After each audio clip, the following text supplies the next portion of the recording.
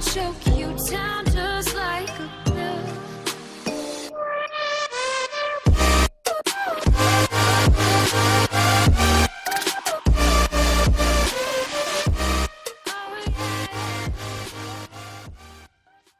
Hey guys and welcome back to Iron Man 2020।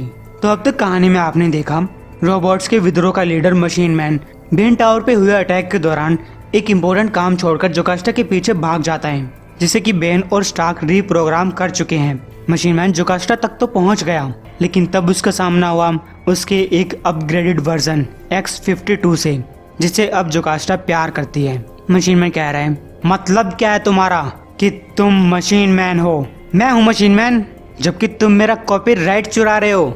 जोकास्टा कहती है, देखा तुमने इसका गुस्सा? गाइस आसानी के लिए मैं इसे M2 कह रहा हूँ। M2 कहता है, इसके ऊपर थोड़ी सी दया दिखाओ जोकास्टा, ये बीमार है, इसे मदद चाहिए, मैं इससे बात करता हूँ।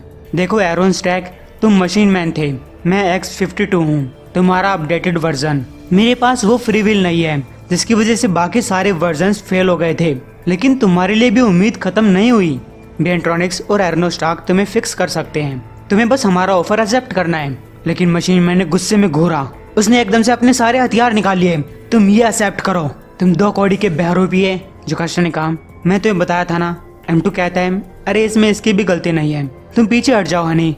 जिस पे जोकास्टा ने कहा, तुम मेरे साथ उस तरीके से बिहेव मत करो जैसे इंसान अपनी औरतों के साथ करते हैं। मुझे अल्ट्रॉन की बीवी बनने के लिए बनाया गया था और उसे एक ऐसी बीवी चाहिए थी जिसके साथ वो औरों को मार सके। गाइस जोकास्टा भी मशीन मैन के ऊपर हमला करती है। M2 कहता है, माफ करना जोकास्टा, मैं तो बस अपनी कोडिंग फॉलो कर रहा था, बेंट्रॉनिक्स की संपत्ति को बचाने की कोशिश कर रहा था, लेकिन मैं तुम्हारे अंदर की फीलिंग्स को समझ सकता हूँ। तुम्हें इसके साथ जैसे लड़ना है लड़ो।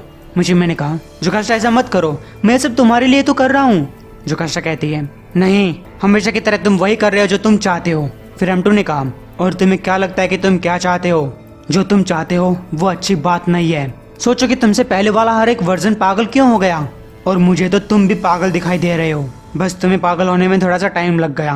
गाइस वो एरोन को एक विजन दिखाता है जिसमें एरोन अपने डैड से बात कर रहा था। रिलैक्स एरोन, मुझे बस एक छोटा सा सर्किट निकालना है, एक छोटी सी एडजस्टमेंट करनी है, अब तुम ये इंसानों जैसा बनाया हुआ चेहरा पहन लो। मशीन मैन ने कहा, मुझे यह दिन याद है जब मुझे वो चीज मिली थी जो कि बाकी किसी एक्स मॉडल को नहीं मिली, एक इंसानी चेहरा, लेकिन मैंने उस दिन वो सब कुछ खो दिया जो कि बाकी किसी एक्स रोबोट के पास नहीं था। फादर ने कहा, एरोन हो सकता है कि एक लंबे टाइम तक मैं तुम्हें ना दिखाई दूं, हमारी मुलाकात ना हो, इसलिए मेरी खातिर एक काम करना, इस फोटोग्राफ को स्कैन करो, इसे अपनी मेमोरी के अंदर डाल लो।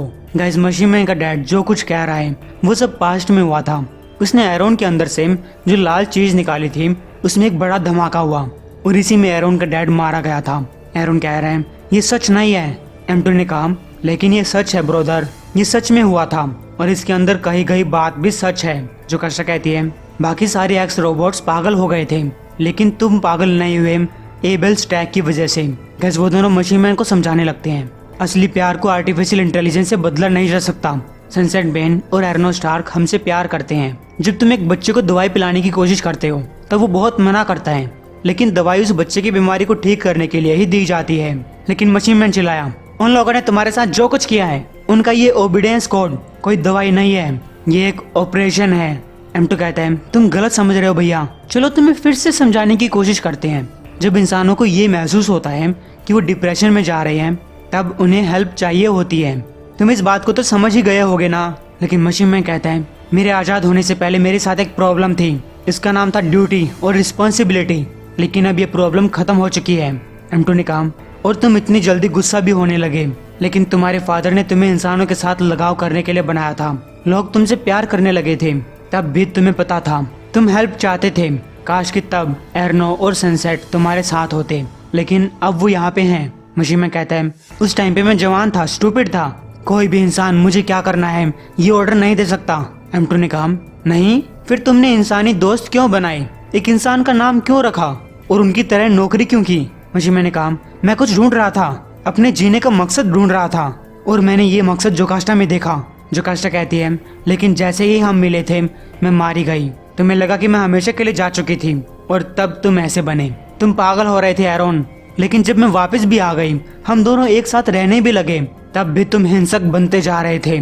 मशीन मैन फ्री होता है और कहता है, तुम हिंसा करने के लिए मुझे दोषी ठहरा रही हो, मेरे पास भी मेमोरीज हैं। ये देखो सनसेट बेन को, जिसे तुम अब अपना शुभ चिंतक समझ रही हो। उस टाइम पे वो अपने आप को मैडम मीनेस बुलाती थी, क्रिमिनल्स को हथियार बेचा करती थी।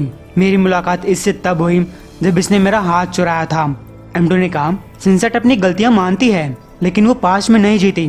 वो नहीं चाहती कि उसका पास्ट उसकी प्रेजेंट की जिंदगी पे असर डाले। जोकास्टा ने कहा, उसने अपने आप को अच्छा बनाया है, वो तुम्हें भी अच्छा बना सकती है, तुम्हारी लाइफ के अंदर भी मकसद डाल सकती है। एक कॉस्मिक मीनेस जिसे अर्थ ने आज तक नहीं देखा, वो इस प्लैनेट को डिस्ट्रॉय करने आ रहा है। एर्नो का जन्म इसी को रोकने के लिए हुआ था।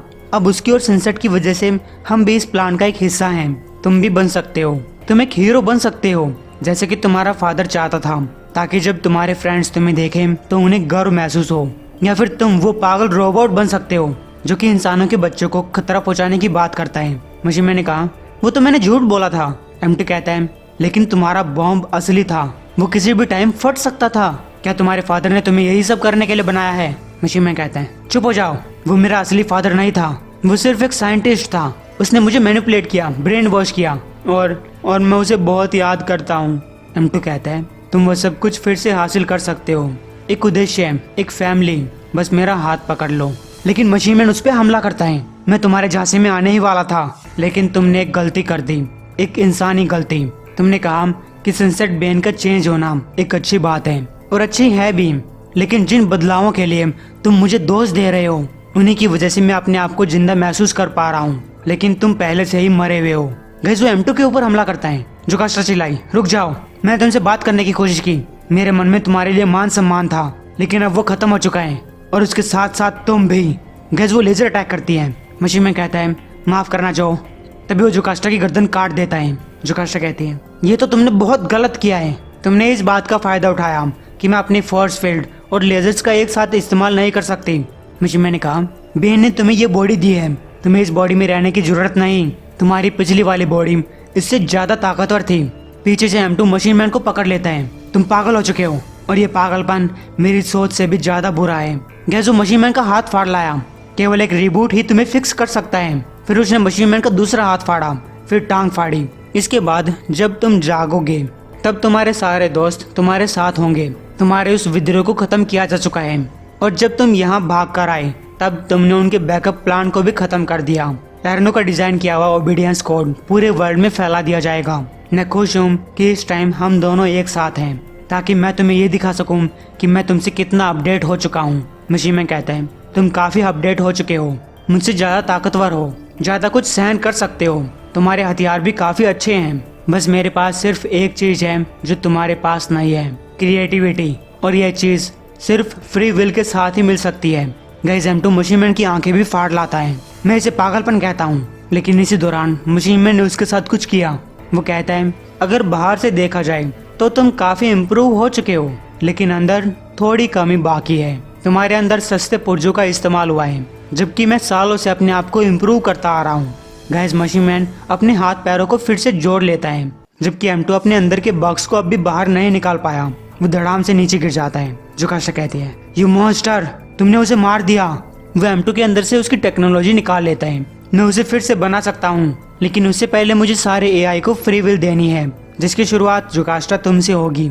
जोकास्टा बोलती है, तुम्हें लगता है कि तुम कुछ जीत चुके हो? जिस काम के लिए हम तुम्हें यहाँ पर लेकर आए थे वो तो हो चुका है।